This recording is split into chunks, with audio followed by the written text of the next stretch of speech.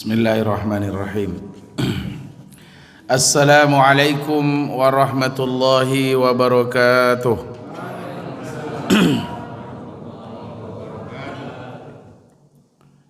Bismillah walhamdulillah. Alhamdulillahilladzi qad akhraja nataijal fikri li arbabil hija. Nahmaduhu jalla 'alal in'am bi ni'matil imani wal islam. Ashhadu an la ilaha illallah wahdahu la syarika lah. Iyyahu na'budu wa iyyahu nasta'in. Wa ashhadu anna Muhammadan abduhu wa rasuluh, khatamul anbiya'i wal mursalin. Radina billahi rabba wa bi islami dina wa bi Muhammadin nabiyyan wa rasulah.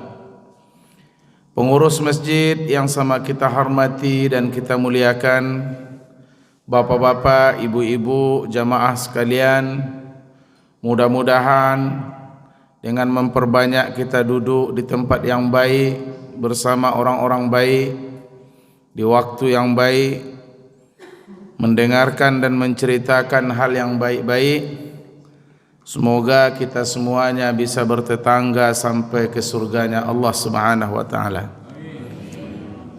Kemudian kita berselawat kepada Rasulullah Muhammad.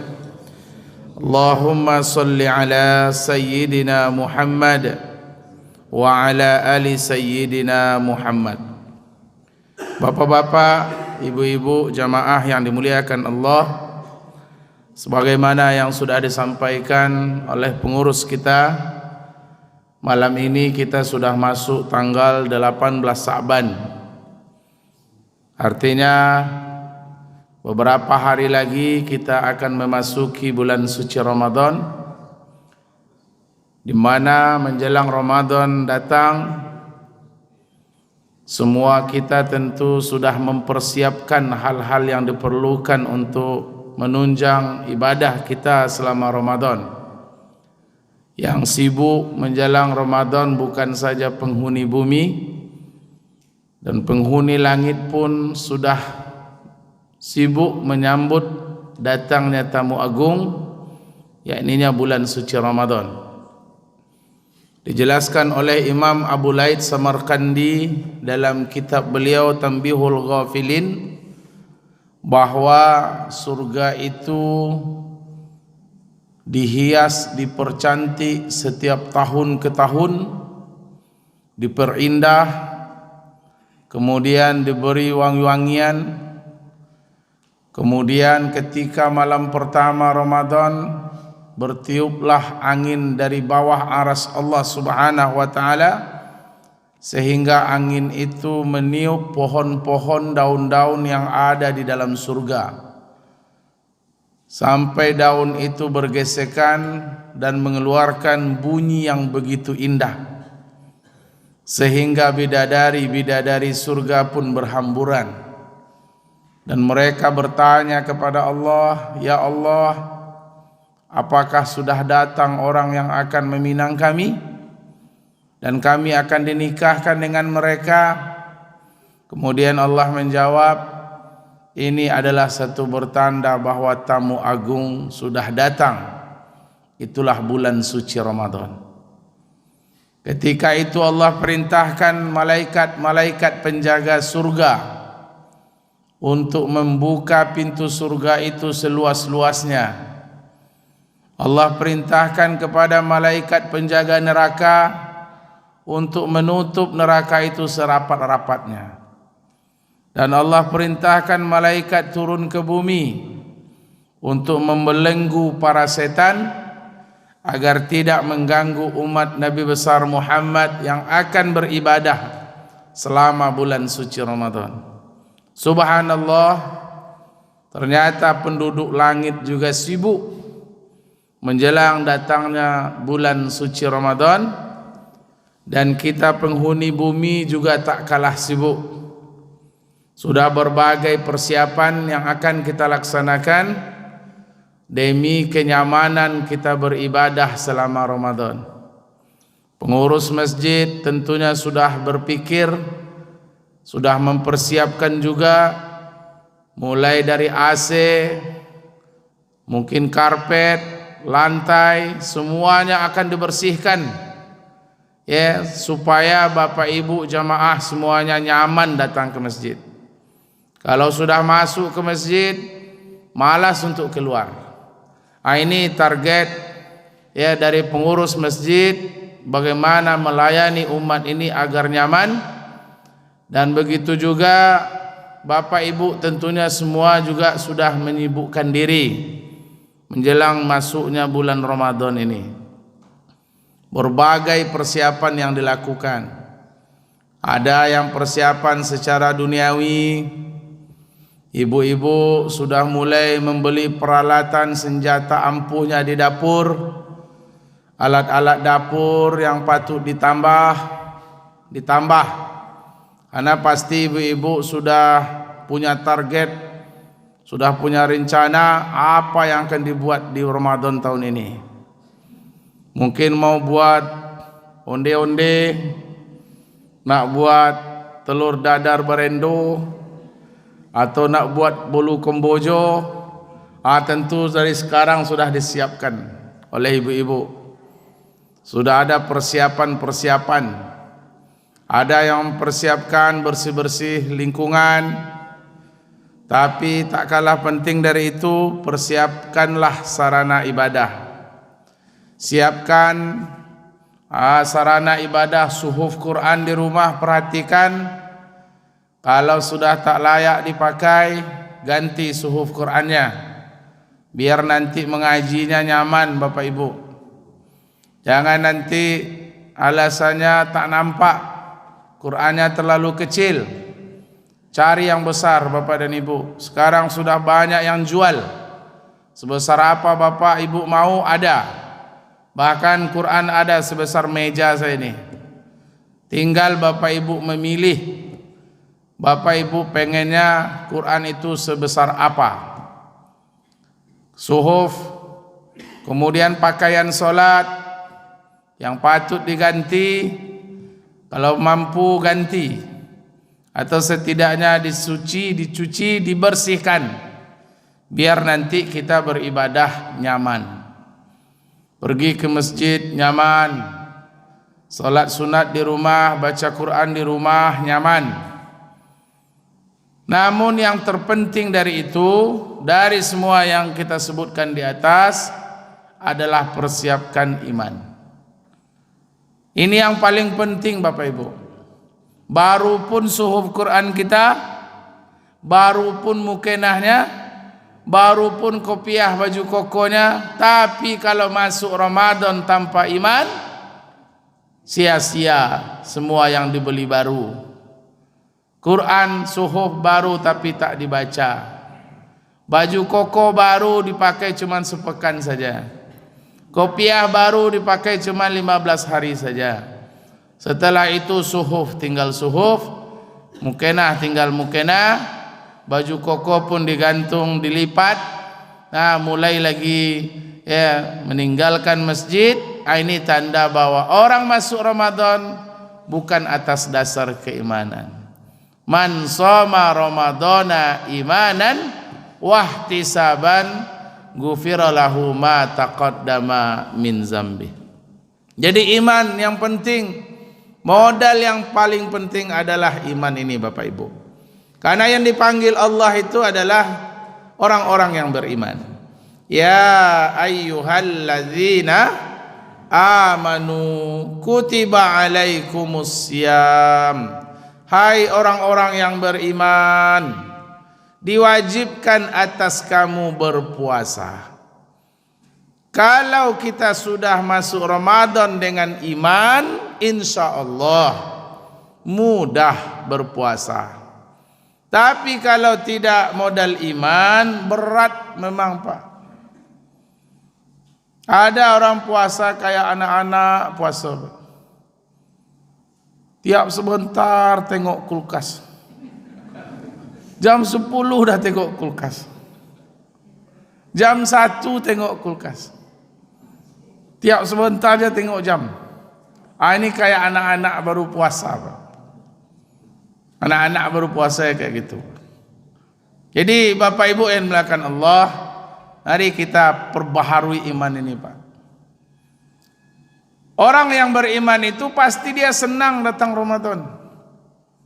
Datang Ramadan itu senang. Bahkan salafus saleh dulunya mereka baca doa Allahumma barik lana fi Rajab wa Sya'ban wa ballighna Ramadan. Mereka baca doa itu bukan di bulan Rajab saja, Pak. Salafus saleh dulu mereka berharap masuk Ramadan itu 6 bulan sebelum Ramadan. Berarti kalau 6 bulan sebelum Ramadan, Ramadan itu bulan keberapa? Bulan ke-9.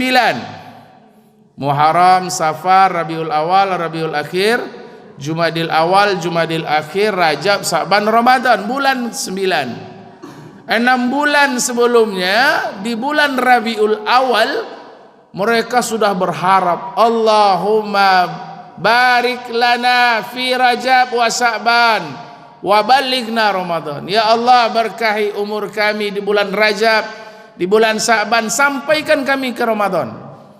6 bulan sebelum Ramadan mereka sudah berharap, wa ballighna Ramadan, tolong sampaikan kami ke Ramadan ya Allah. Setelah Ramadan mereka masih berdoa kepada Allah. 6 bulan setelah Ramadan mereka masih meminta kepada Allah agar Allah menerima semua amal ibadah selama Ramadan. 6 bulan ke belakang. Kalau kita cuma 3 bulan baru berdoa. Masa kita senang, Pak. Menjelang Ramadan ini senang kita. Yang senang datang Ramadan ini bukan kita umat Islam saja, Bapak-bapak, Ibu-ibu. Semua orang senang. Karena dengan datang Ramadan tidak ada seorang pun yang dirugikan. Siapa yang dirugikan dengan datang Ramadan? Tak ada. Bahkan Allah buka pintu rahmat untuk siapa saja. Saya baru pangkas rambut, Pak. Tanya kepada tukang pangkas. Biasanya abang kalau datang Ramadan, itu omset abang naik atau turun? Kata tukang pangkas, biasanya naik, Ustaz. Bahkan saya kalau mau masuk Ramadan, Ustaz, itu tambah biasanya karyawan. Ada satu kursi yang tidak terpakai, Pak, kursi pangkasnya. Biasanya kalau masuk Ramadan, ada orang makas ini satu lagi. Naik omsetnya selama Ramadan. Bahkan bisa 2 atau 3 kali lipat dari hari biasa. Itu tukang pangkas.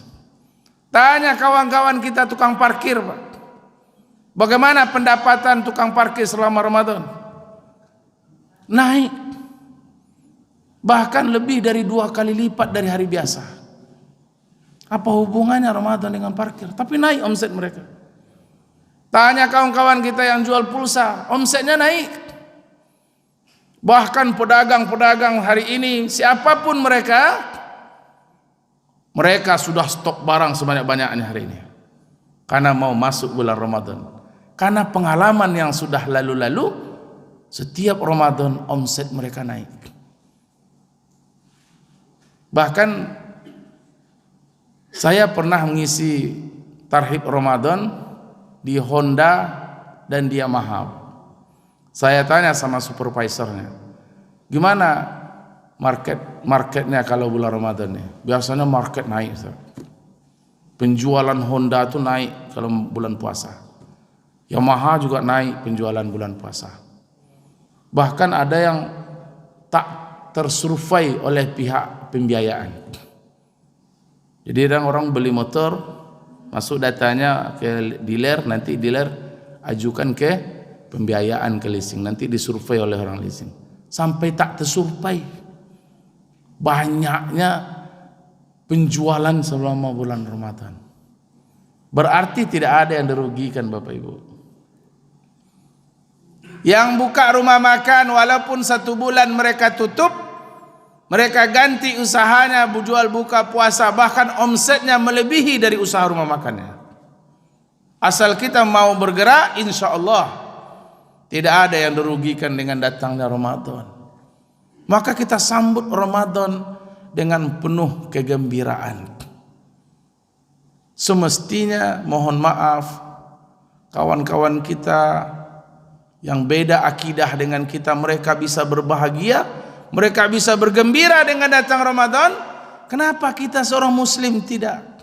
Semestinya kita yang lebih berbahagia dari mereka. Karena kita mendapatkan ampunan dari Allah. Pahala kita dilipat gandakan.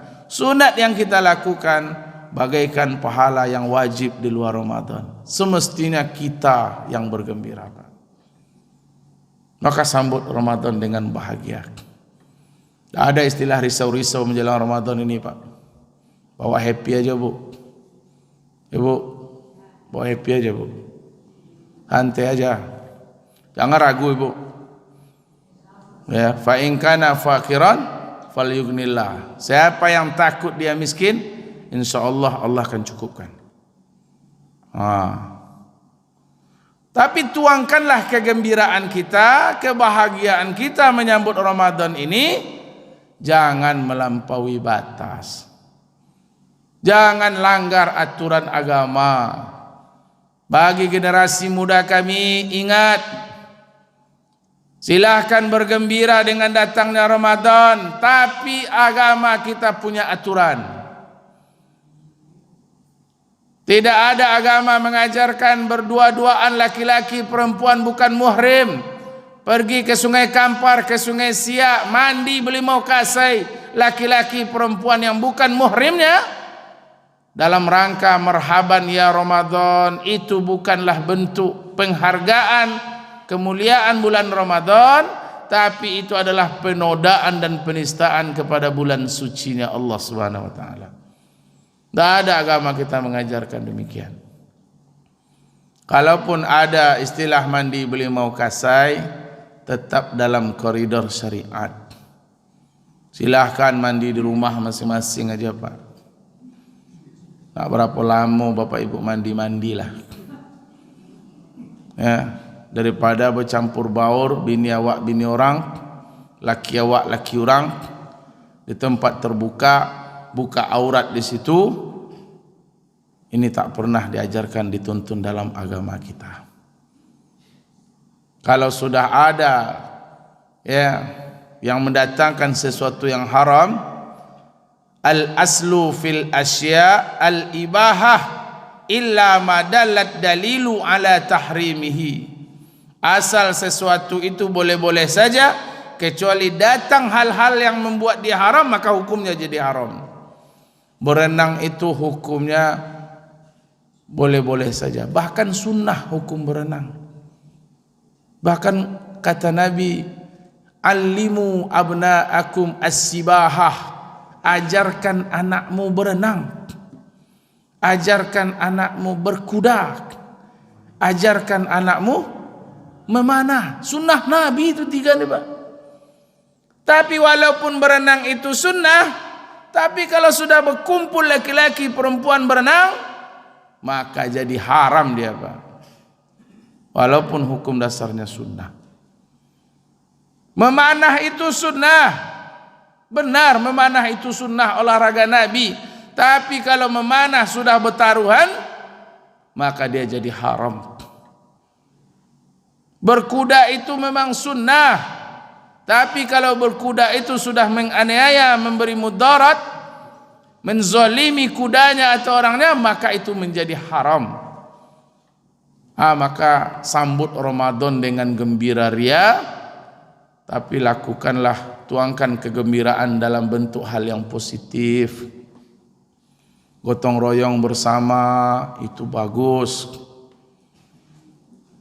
Ya, ngadakan zikir bersama, muhasabah, bagus. Adakan acara tabligh akbar halal bihalal, bagus.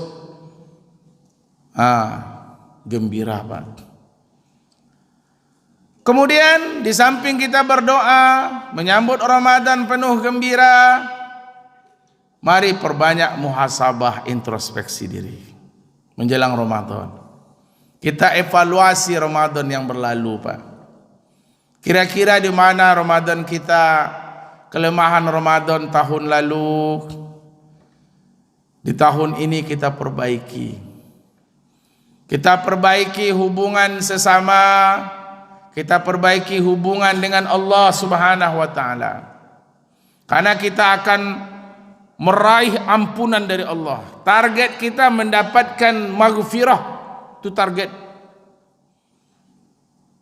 Dijelaskan dalam surat Ali Imran, wasari'u ila maghfiratin min rabbikum wa jannatun 'arduhas samawati wal ard u'iddat lil muttaqin. Bersegeralah, wasari'u, bersegera meraih ampunan dari Allah, yang Allah sediakan surga yang luasnya lebih luas dari langit dan bumi. Allah sediakan untuk orang-orang yang bertakwa. U'iddat lil muttaqin. Akhir dari perintah puasa itu la'allakum tattaqun. Apa yang didapatkan bagi orang yang bertakwa ini? Itulah surga. U'iddat lil muttaqin. Inilah orang yang sukses, Pak. Kalau mati nanti masuk surga, itulah yang sukses. Dijelaskan Allah dalam surat Ali Imran 185, faman zuhziha 'anin nar wa udkhilal jannah faqad faza. Siapa yang bisa bebas dari neraka kemudian masuk ke dalam surga, itulah orang-orang yang menang. Itulah orang yang sukses. Bagaimana kita mendapatkan itu? Tentu dapat ampunan Allah dulu. Bagaimana mendapatkan ampunan Allah itu? Dijelaskan beberapa item dalam surat Ali Imran ini. Pertama, alladzina yunfiquna fis sarra wad dharra. Jadilah orang-orang dermawan, Pak. Dermawan. Selama Ramadan itu dermawan. Ya, selama Ramadan dermawan. Banyak sedekah selama Ramadan, Pak. Baik sedekah untuk rumah Allah ini, masjid kita ini. Masjid kita bisa nyaman seperti ini karena ada orang-orang dermawan. Nyaman, masuk masjid yang Munawarah kita ini nyaman, Pak.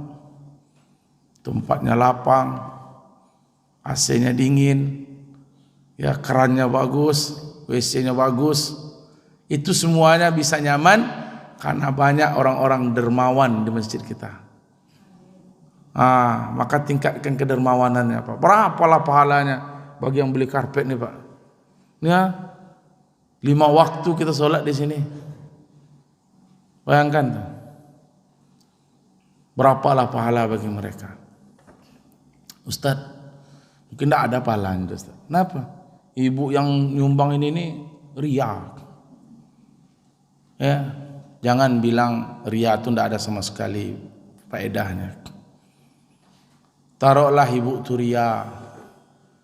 Ibu tu ria kemarin, dia tidak mendapatkan pahala dari sedekahnya karena dia ria. Tapi orang yang solat di sini, kemudian dia berdoa kepada Allah, ya Allah, tolong alirkan pahala bagi orang yang beli karpet ni, ya Allah. Itu dapat tak dia, Bu? Dapat. Padahal dia ria loh kemarin. Dapat. Buka dalam kitab Tanbihul Ghafilin. Ria itu bukan berarti tidak dapat sama sekali apa-apa. Tapi pahala dia sedekah itu tidak dapat dia. Contoh gini, ada jemaah kita ni sedekah, dia mewakafkan keramik ni semuanya. Ni keramik ni dia semuanya, tapi dia ria karena dia maju sebagai caleg. Saya caleg besok saya beli keramik semua. Ria dia. Dapat pahala tidak dia sedekah itu? Tidak, karena dia ria. Tapi keramik itu dipakai tidak? Dipakai. Berfaedah tidak, Bu? Faedah.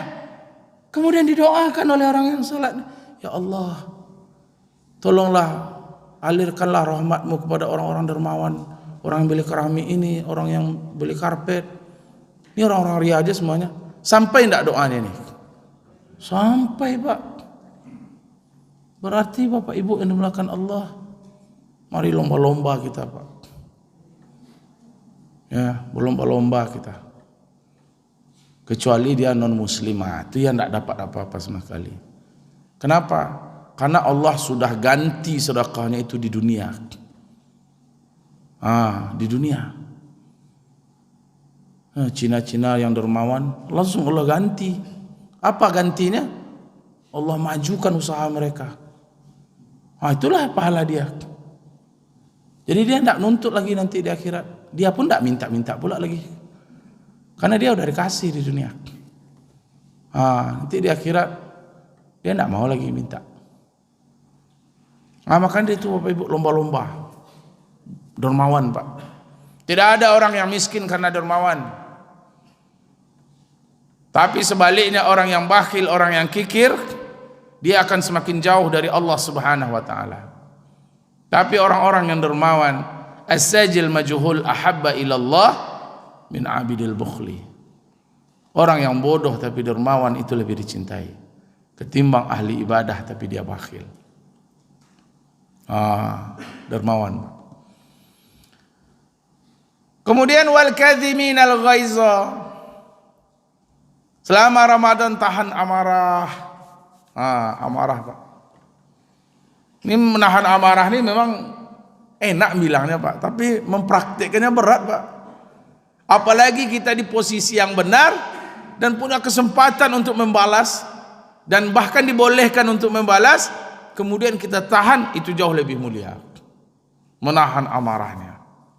Bongkak di sini kita, besar leher kita ini keluar tahan.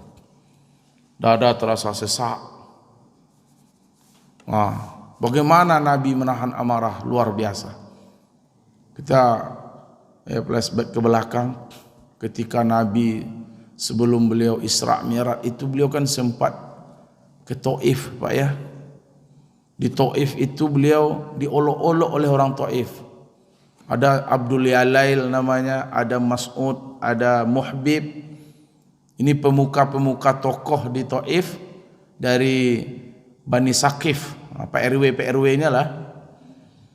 Dibilang oleh Nabi, saya dari Mekah, saya seorang Nabi, utusan Allah, ayo kita beriman kepada Allah. Apa kata si Abdul Yalail? Kamu ini Nabi? Jika engkau jadi Nabi, saya datang ke Mekah sekarang, saya koyak-koyak kiswah penutup Ka'bah itu. Tak pantas orang macam kamu ini jadi Nabi. Apa Tuhan tak punya mata memilih Nabi? Ini olok-oloknya Pak. Akhirnya datang orang, karena tinggi-tinggi suaranya tentu orang kumpul Pak ya. Siapa tuh? Datang. Akhirnya ramai, dihasut orang-orang ramai ini untuk melempar Rasulullah dengan batu.